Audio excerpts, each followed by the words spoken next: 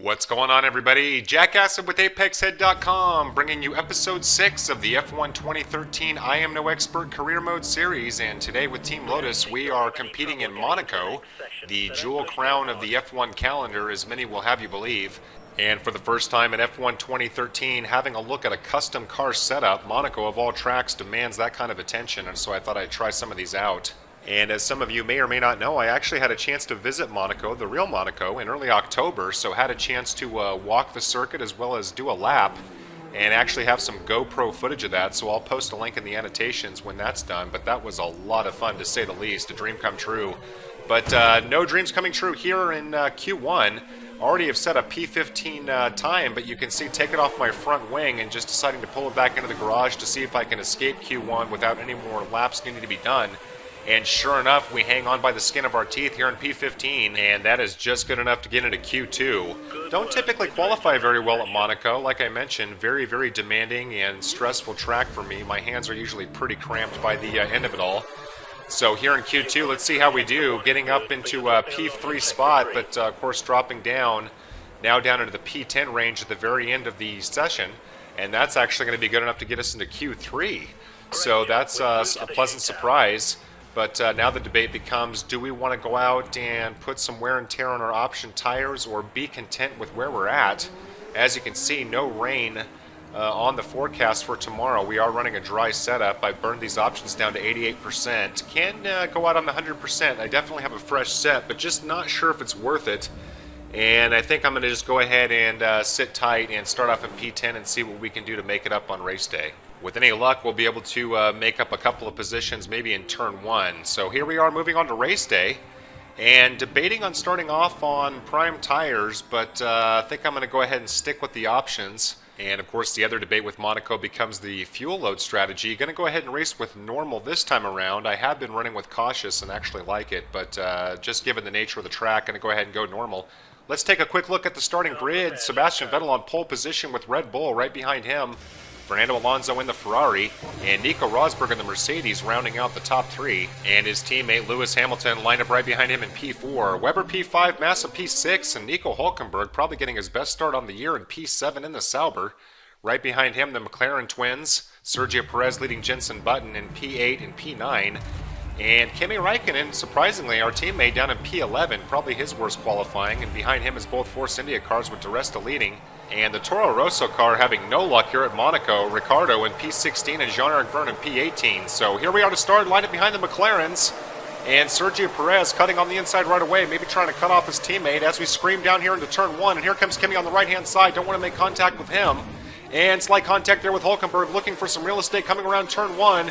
And now following very, very close with Jenson Button, lined up with Felipe Massa. And Massa and I almost come into contact, coming up the hill, and almost coming to the back of Jenson Button, going wide here at Massenet. Contact with the wall there, but no damage to our tires, and somehow getting back online to follow the McLaren down to this hard-braking right-hander and making a move on the inside of Jenson Button. And sure enough, we are up into P6.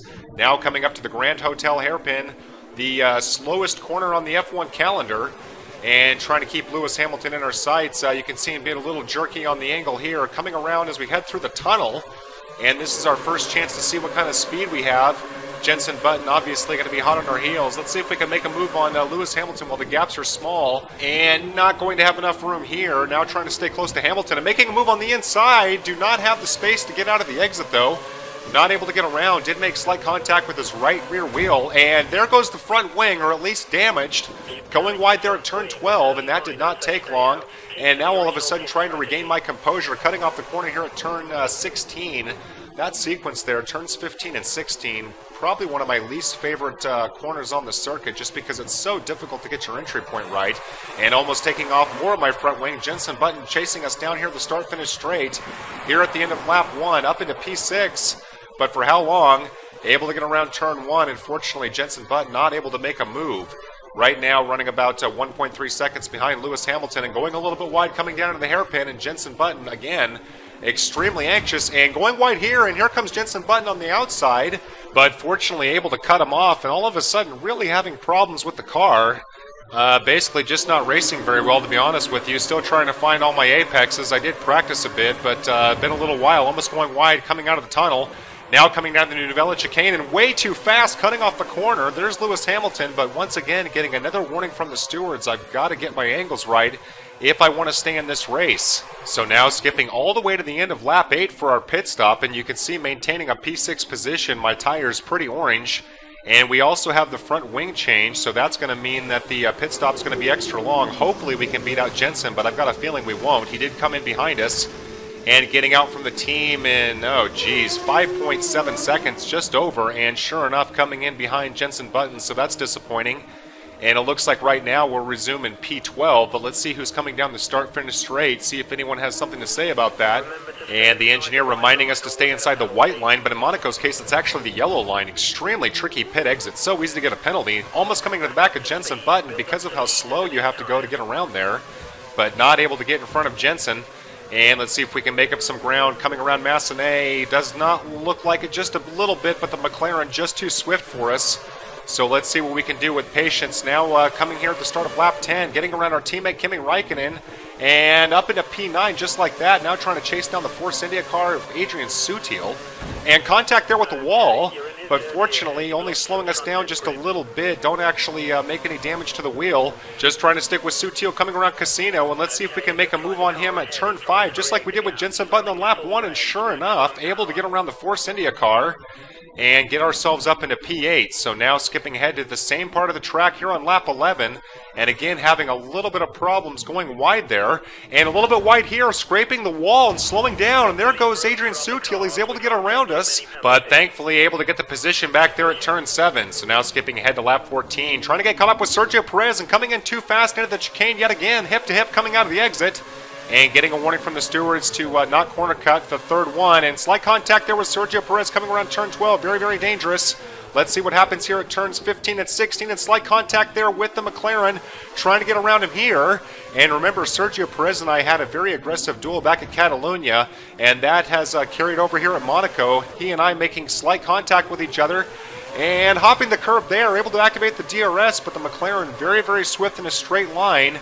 So not able to make any kind of a maneuver here. Let's see what happens here at turn 1, and getting a little out of shape, hitting the wall, and there goes more of our front wing.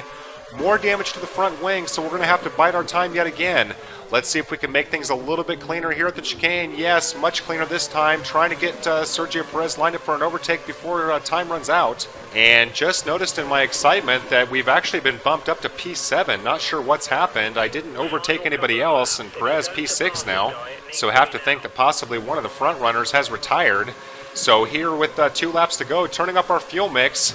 Only have 2 laps to get around Sergio Perez if it's going to happen. Going a little bit fast coming through Massenet, now around Casino.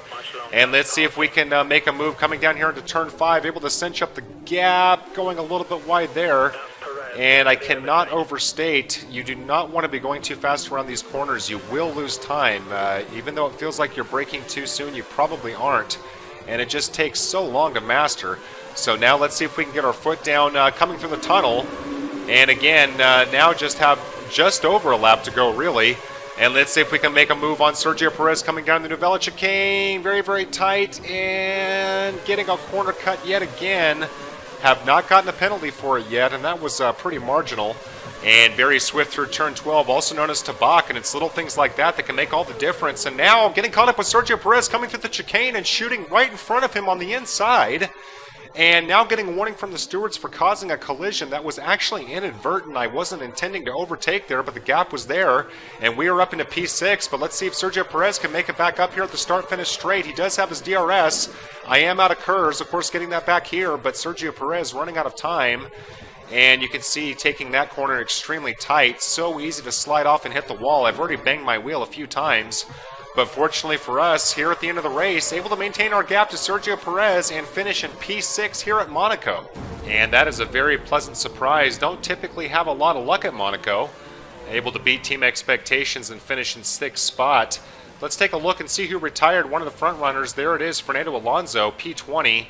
Had some kind of a problem with his car, and we were able to exploit and get bumped up a position there.